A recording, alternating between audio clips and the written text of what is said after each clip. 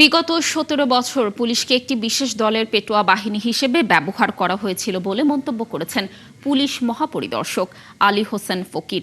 বাহিনীতে পেশাদারিত্ব ফেরাতে বর্তমান প্রশাসন দলীয় প্রভাবমুক্ত হয়ে কাজ করছে বলেও জানান তিনি। স্থগিত হওয়া পুলিশ পদকগুলো ফের যাচাই বাছাই করে যোগ্যদের দেওয়ার ঘোষণাও দেন পুলিশ প্রধান। সকালে রাজারবাগে একটি অনুষ্ঠানে এসব কথা বলেন আইজিপি। মহিম মিজানের রিপোর্ট।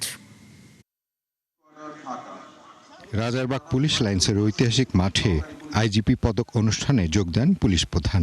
বাহিনীর দক্ষতা সাহসিকতার স্বীকৃতিস্বরূপ পদক দেওয়ার এই অনুষ্ঠানে উঠে আসে বিগত বছরগুলোতে এই বাহিনীতে রাজনৈতিক হস্তক্ষেপের চিত্র।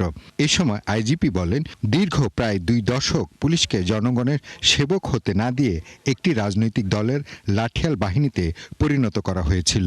দীর্ঘ 17 বছরে পুলিশ বাহিনীকে একটি পেটোয়া বাহিনী হিসাবে ব্যবহার করার কারণে আমরা যে জনবিচ্ছিন্ন হয়ে গিয়েছিলাম, সেখান থেকে আমরা আমাদের ইমেজকে রিগেইন করতে পেরেছি এবং আমাদের শৃঙ্খলা ফিরে আসছে। সাংবাদিকদের প্রশ্নের জবাবে আইজিপি জানান, বিপিএম পিপিএম পদক তালিকা নিয়ে নতুন করে কাজ করছেন তারা। নানা কারণে পদক স্থগিত করা হলেও প্রতিটি নাম পুনরায় কঠোরভাবে যাচাই বাছাই করা হবে। যারা প্রকৃত সাহসিকতা ও পেশাদারিত্ব দেখিয়েছে কেবল তারাই পাবেন রাষ্ট্রীয় এই সম্মাননা।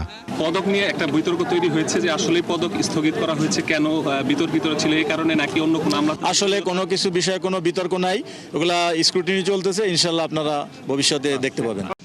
আইজিপির আশা, কঠোর ও স্বচ্ছ অবস্থান সাধারণ পুলিশ সদস্যদের মনোবল বাড়ানোর পাশাপাশি সাধারণ মানুষের মনে বাহিনীর হারানো আস্থা ফিরিয়ে আনতে গুরুত্বপূর্ণ ভূমিকা রাখবে। পেশাদারিত্বই এখন হবে পুলিশ সদস্যদের প্রধান পরিচয়। মহিম মিজান, ৭১, ঢাকা।